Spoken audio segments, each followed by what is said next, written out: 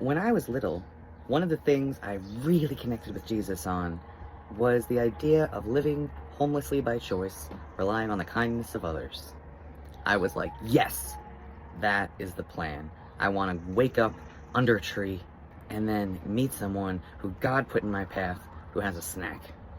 Now, obviously, I was a little kid, but like, I loved that idea. I loved the idea of just wandering from place to place and making a friend.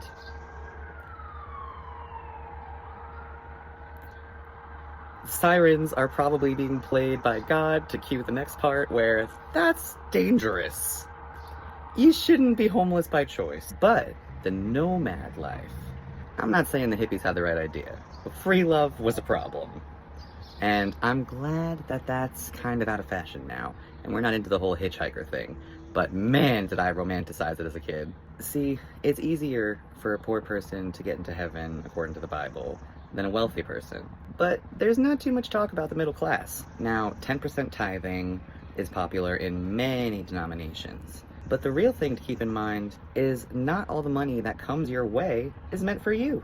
And I'm not just talking about taxes. I'm talking God uses all of us and sends friends along our way, whether you're homeless or not. In fact, if you got cash in your pocket and you see someone begging, it's probably theirs. God probably gave it to them. You're just a delivery guy. And there's that argument, right? You shouldn't give cash to homeless people. They're just gonna go spend it on drugs. How do you know? Oh, I know.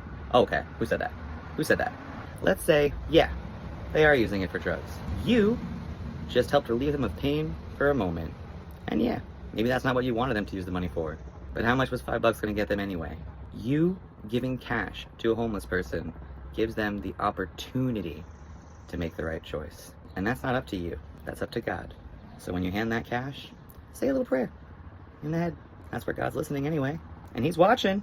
He knows when you don't give it.